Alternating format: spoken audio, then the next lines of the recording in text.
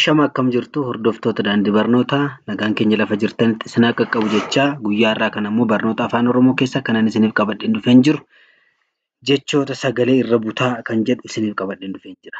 Kanaafi jechi tokko akkamitti irra butaa qabaachuu danda'a? Jechi tokko immoo yoo irra butaa qabaate akkamitti barreessuu dandeenya kan jedhu barattoonni kallattii garaa garaatiin na gaafachaa turtan har'a kanarraatii akka isin barattan abdii guddaan qaba.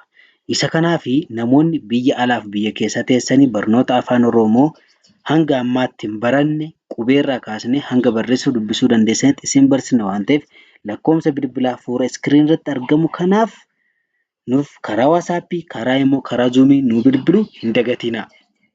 Isa kanaafi egaa irra buta jechuun maal jechuudha? Jechi tokko akkamitti irra buta godhachuu danda'a yoo jenne jechi tokko kan inni irra buta godhachuu danda'u yoo qubeen dubbifamaa gosa adda addaa, qubeen dubbifamaa gosa garaa garaa kan wal hin fakkaanne yoo walitti aanee dhufe irra buta uumaa jechuudha. Fakkeenyaaf boronqii yoo jedhu naafiqaan irra buta uumeera.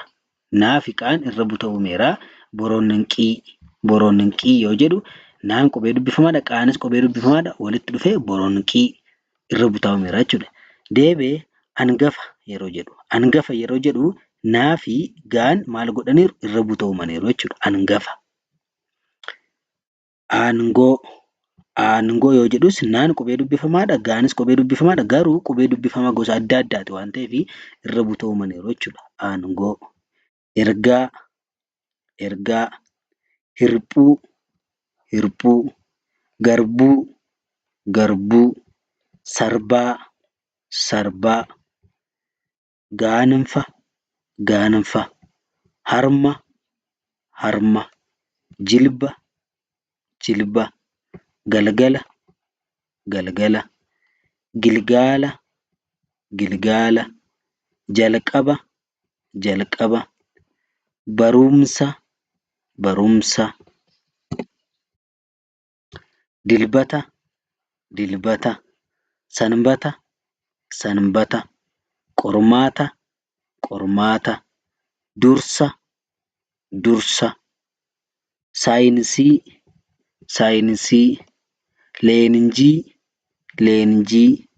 Seensa. Magarsaa. Hirkoo. Qarshii.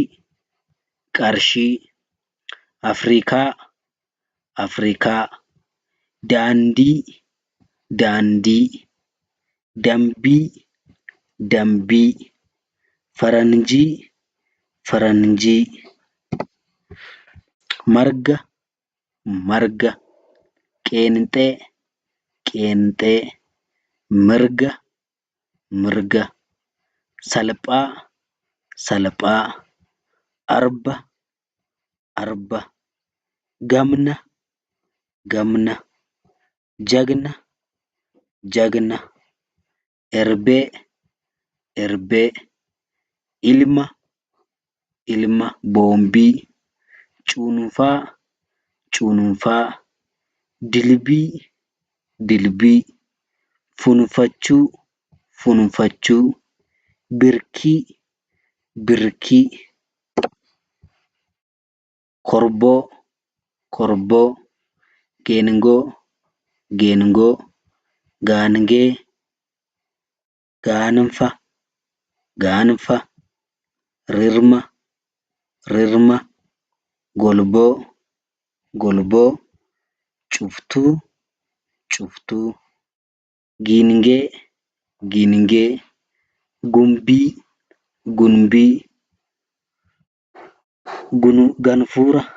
Ganfuura. Tortorsuu. Marxoo. Tarsaasuu. Gonfaa. Egaa hordoftoota keenya hanga torban mata duree haaraatiin wal arginutti nagaan nuuf turaa. Subscribe, share, follow gochuu hin dagatinaa.